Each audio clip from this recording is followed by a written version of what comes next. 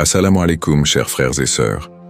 Dans notre quotidien, les mots ont un pouvoir immense, mais il y a des moments où le silence est plus éloquent que n'importe quel discours.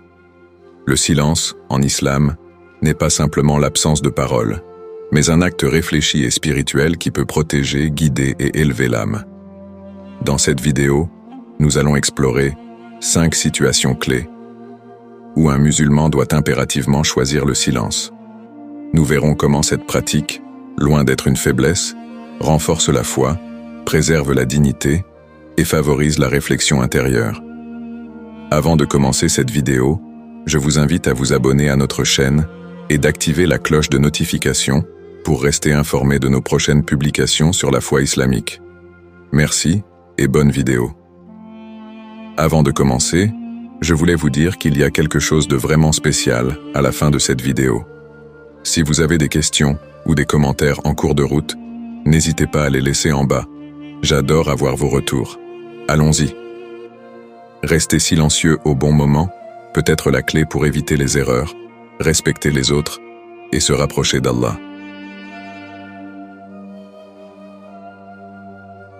Situation 1.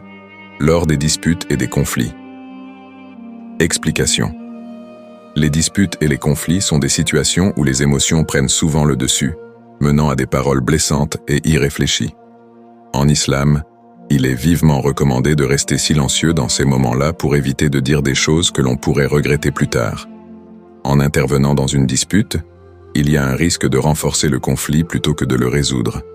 Le silence permet de prendre du recul, de réfléchir à la situation et de répondre de manière plus sage et pondérée si nécessaire.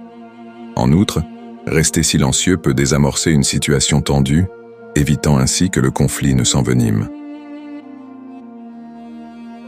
Référence religieuse. Le prophète Muhammad, paix et bénédiction sur lui, a dit dans un hadith rapporté par Al-Bukhari, « Celui qui croit en Allah et au jour dernier doit dire du bien ou se taire. » Ce hadith met en évidence l'importance du silence lorsqu'il n'y a rien de bénéfique à dire. En choisissant de se taire, on évite de dire des paroles qui pourraient nuire à autrui ou aggraver un conflit. De plus, le Coran encourage la paix et la réconciliation dans les situations de conflit. Allah dit dans le verset 34 de la sourate Al-Fussilat, 41-34, « La bonne action et la mauvaise action ne sont pas égales. Repousse le mal par ce qui est meilleur. Et voilà que celui avec qui tu avais une animosité devient tel un ami chaleureux. » Ce verset souligne que la meilleure réponse à une situation de tension n'est pas de répondre par des paroles blessantes, mais par le calme et la sagesse. Conséquences. Le choix de rester silencieux lors d'une dispute peut avoir des impacts positifs profonds sur les relations interpersonnelles. D'une part, cela permet d'éviter que des mots prononcés sous le coup de la colère ne viennent briser une relation. D'autre part, le silence montre une maîtrise de soi, un respect pour l'autre et une volonté de ne pas alimenter le conflit. Cela peut également encourager l'autre personne à se calmer et à réfléchir, ce qui ouvre la voie à une résolution pacifique du différend. En effet, le silence réfléchi peut être perçu comme un acte de sagesse et de maturité. Il montre que l'on préfère préserver la paix plutôt que de chercher à avoir raison à tout prix. Cette attitude peut transformer une situation potentiellement destructrice en une opportunité de croissance personnelle et spirituelle. De plus, en choisissant le silence, on suit l'exemple du prophète Muhammad, paix et bénédiction sur lui, qui privilégiait toujours la paix et la réconciliation dans ses interactions. Ainsi, rester silencieux lors des disputes et des conflits est non seulement un acte de foi, mais aussi un moyen puissant de renforcer les liens entre les individus et de vivre en harmonie avec les enseignements de l'islam. Situation 2. Lorsque l'on est témoin de rumeurs ou de calomnies. Explication. Être témoin de rumeurs ou de calomnies est une situation délicate qui requiert un grand sens de la responsabilité. En islam, il est essentiel de ne pas participer à la propagation de ces rumeurs, car elles peuvent causer des dommages irréparables à la réputation et à la dignité d'une personne. Propager des rumeurs, même sous forme de simple répétition, équivaut à encourager la médisance et à répandre des mensonges. En choisissant de rester silencieux, un musulman évite de tomber dans ce piège et protège ainsi sa propre intégrité morale. Le silence, dans ce cas, devient un acte de protection et de respect envers autrui. Référence religieuse. Le Coran met en garde contre la médisance et la calomnie, considérant ces actes comme des péchés graves. Dans la sourate Al-Hujurat 49-12, Allah dit « Ô vous qui avez cru, évitez de trop conjecturer sur autrui, car une partie des conjectures est un péché. Et ne vous espionnez pas les uns les autres et ne médisez pas les uns des autres. L'un de vous aimerait-il manger la chair de son frère mort? Non, vous en auriez horreur. Et craignez Allah. Certes, Allah est grand accueillant au repentir, très miséricordieux. » Ce verset illustre la gravité de la médisance, la comparant à un acte aussi répugnant que de manger la chair d'un frère mort. De plus, le prophète Mohammed, paix et bénédiction sur lui, a dit « Celui qui croit en Allah et au jour dernier doit dire du bien ou se taire », rapporté par Al-Bukhari.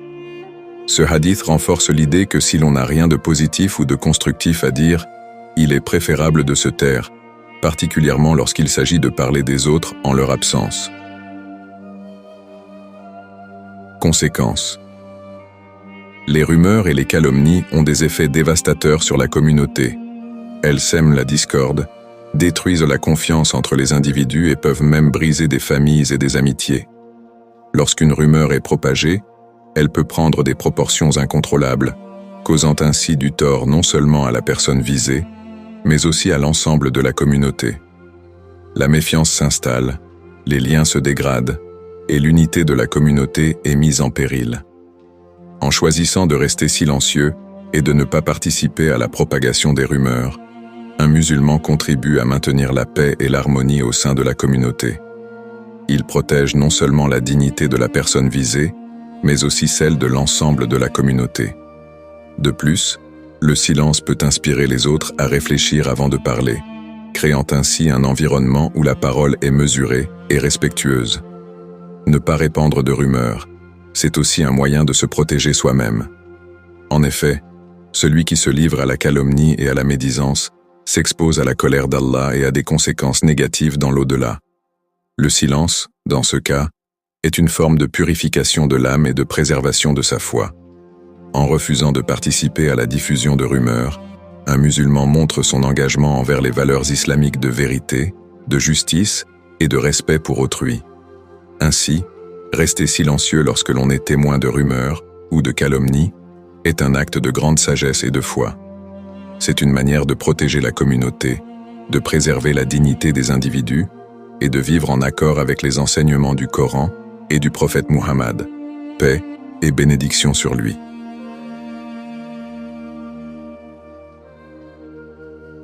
Situation 3. Dans les discussions inutiles ou futiles. Explication. Dans la vie quotidienne, il n'est pas rare de se retrouver pris dans des discussions qui n'ont aucune valeur ni utilité. Ces discussions peuvent inclure des bavardages insignifiants, des débats sans fin sur des sujets sans importance, ou des conversations qui n'apportent ni connaissance ni bienfait. En islam, il est sage de rester en dehors de ces conversations inutiles, car elles gaspillent non seulement notre temps, mais aussi notre énergie mentale et spirituelle. Participer à des discussions futiles peut nous éloigner des sujets vraiment importants et nous distraire de notre objectif principal qui est de plaire à Allah et de mener une vie productive. Le silence dans ces situations devient un moyen de préserver notre dignité, notre concentration et notre temps précieux. En choisissant de ne pas participer à ces conversations, nous évitons de tomber dans le piège de la distraction et restons alignés avec nos valeurs et nos objectifs spirituels. Références religieuses. Le Coran et les hadiths soulignent l'importance de faire bon usage de son temps et de ses paroles. Allah dit dans le Coran, dans la sourate Al-Asr 103:1-3, par le temps, l'homme est certes en perdition, sauf ceux qui croient et accomplissent les bonnes œuvres, s'enjoignent mutuellement la vérité et s'enjoignent mutuellement l'endurance. Ce verset rappelle que le temps est une ressource précieuse et que ceux qui en font un bon usage, en s'engageant dans des actions bénéfiques, seront les gagnants. De plus, Le prophète Muhammad, paix et bénédiction sur lui, a dit « Fais partie de ceux qui préfèrent se taire, car c'est ce qui éloigne le plus des erreurs. » Rapporté par Al-Tirmidhi. Ce hadith souligne la sagesse du silence dans les situations où la parole n'apporte aucun bénéfice. Parler pour ne rien dire ou participer à des discussions futiles est une perte de temps et peut nous conduire à des erreurs ou des paroles regrettables. Conséquences. Le choix de participer à des discussions inutiles ou futiles peut avoir un impact négatif sur notre spiritualité et notre gestion du temps. D'une part, ces discussions peuvent nous éloigner de la réflexion et de la méditation, qui sont essentielles pour notre développement spirituel.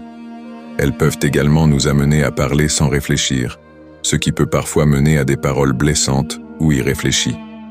D'autre part, le temps perdu dans ces conversations ne peut jamais être récupéré. Chaque minute que nous passons à discuter de choses sans importance est une minute que nous ne pourrons pas consacrer à des activités plus productives ou spirituellement enrichissantes, comme la prière, la lecture du Coran ou l'accomplissement de bonnes actions. Le silence dans ce contexte est une manière de préserver notre temps et de l'utiliser pour des choses qui comptent vraiment. En choisissant de rester silencieux dans les discussions futiles, nous développons une discipline intérieure qui nous aide à rester concentrés sur nos objectifs spirituels. Cela nous permet également de cultiver une attitude de réflexion et de contemplation, en nous rappelant constamment que nos paroles doivent avoir un but et une intention claire. Cette attitude peut nous aider à éviter les distractions inutiles et à vivre une vie plus centrée et significative. Ainsi, rester en dehors des discussions inutiles ou futiles est une pratique qui peut grandement améliorer notre spiritualité et notre gestion du temps. C'est une manière de respecter le cadeau du temps que nous a donné Allah et de veiller à ce que chaque parole que nous prononçons soit utile, bénéfique et alignée avec les enseignements de l'islam. Situation 4. Lorsqu'on est provoqué ou insulté. Explication. Être provoqué ou insulté est une situation qui met souvent à l'épreuve notre patience et notre contrôle de soi. Dans ces moments, il peut être extrêmement difficile de rester calme et de ne pas répondre de manière impulsive. Cependant, en islam, la réponse la plus sage face à la provocation est souvent le silence. Ce choix de ne pas réagir aux insultes et provocations est une manifestation de force intérieure et de maîtrise de soi. Répondre à la provocation par des paroles ou des actions agressives ne fait qu'intensifier le conflit et peut entraîner des conséquences négatives pour les deux parties. En choisissant le silence, on préserve sa dignité et on démontre une grande force morale et spirituelle. Le silence face à la provocation permet également de réfléchir avant de répondre, ce qui peut conduire à une réponse plus réfléchie et appropriée, si une réponse est nécessaire. Cela montre une volonté de résoudre les conflits de manière pacifique et de ne pas se laisser entraîner par les émotions négatives. Référence religieuse. Le prophète Muhammad, paix et bénédiction sur lui, a donné l'exemple de la patience et du calme face aux insultes et aux provocations. Dans un hadith rapporté par Al-Bukhari, le prophète, paix et bénédiction sur lui, a dit « La force n'est pas de faire preuve de force physique, mais de faire preuve de patience et de maîtrise de soi lorsque l'on est provoqué. » Ce hadith souligne que la véritable force réside dans la capacité à contrôler ses réactions face à la provocation. Un autre exemple notable est celui du prophète Muhammad, paix et bénédiction sur lui, lorsqu'il a été insulté par les Qurayshites. Au lieu de répondre par la violence ou des paroles blessantes, il a choisi de répondre avec patience et clémence. Lorsqu'un groupe d'ennemis a tenté de l'humilier en l'insultant, il a continué à prêcher le message de l'islam avec calme et dignité, ne permettant pas aux provocations de l'ébranler. Conséquences. Rester silencieux lorsqu'on est provoqué ou insulté a des conséquences profondes sur notre développement personnel et spirituel. Premièrement, il démontre une maîtrise de soi et une force intérieure qui sont hautement valorisées en islam. Le fait de ne pas répondre à la provocation avec colère ou agressivité montre que l'on est capable de contrôler ses émotions et de rester fidèle à ses principes. Deuxièmement, ce silence peut aider à désamorcer la situation. En ne répondant pas à la provocation, On évite d'aggraver le conflit et on peut même inspirer respect et admiration chez ceux qui sont témoins de notre comportement. Cela peut aussi encourager l'autre personne à réfléchir à ses propres actions et à adopter une attitude plus respectueuse. Enfin, la patience et le silence face à l'insulte sont des moyens de se rapprocher d'Allah. Le Coran dit dans la sourate Al-Furqan 25-63 « Et les serviteurs du tout miséricordieux sont ceux qui marchent sur la terre avec humilité, et lorsqu'ils sont confrontés aux ignorants, ils disent « paix ».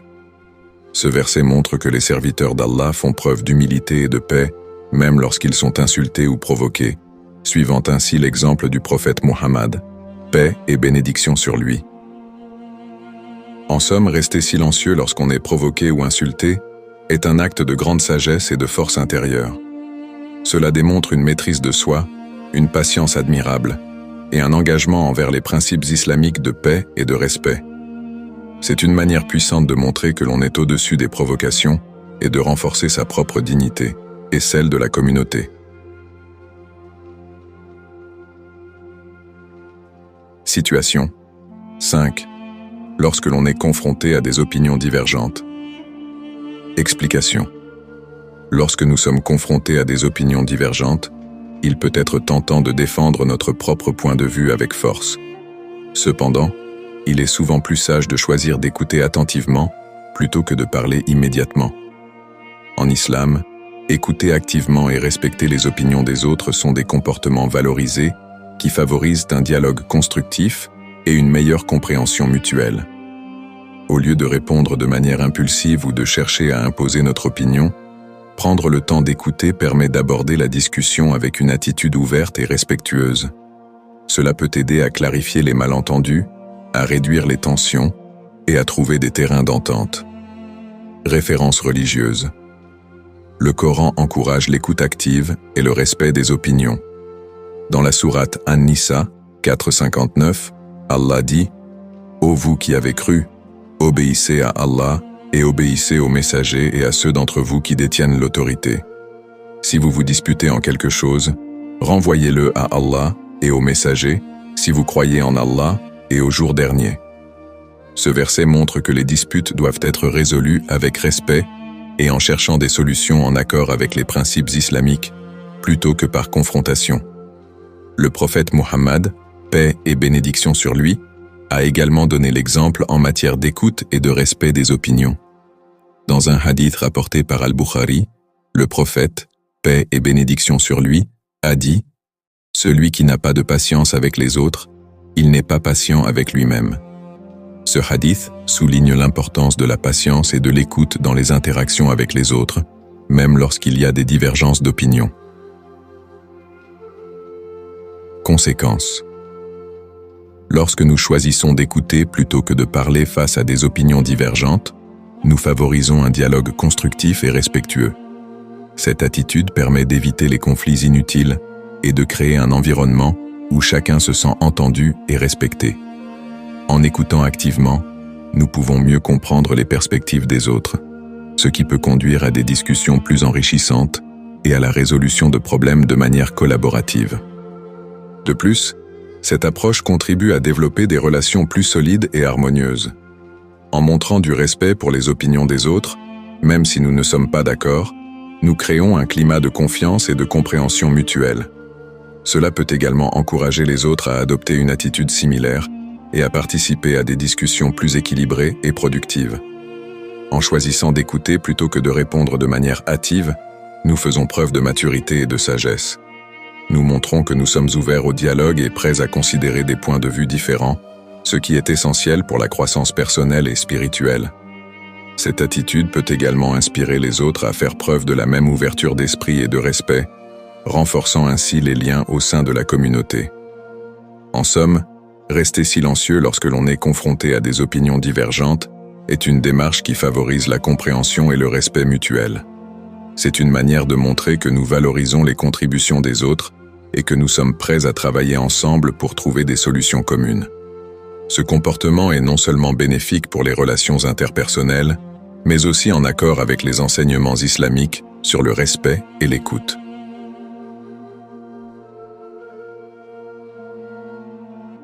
Conclusion. En résumé, nous avons exploré 5 situations où le silence est non seulement recommandé, mais essentiel pour maintenir l'harmonie et la dignité en islam. Nous avons vu que rester silencieux lors des disputes et conflits, face aux rumeurs et calomnies, dans les discussions futiles, lorsqu'on est provoqué ou insulté, et lorsqu'on est confronté à des opinions divergentes, est une pratique qui préserve la paix intérieure et renforce les relations. Le silence réfléchi est un acte de maîtrise de soi et de respect des enseignements islamiques. Je vous encourage à appliquer ces principes dans votre vie quotidienne en choisissant le silence comme un outil puissant pour cultiver la sagesse, la patience et la compréhension.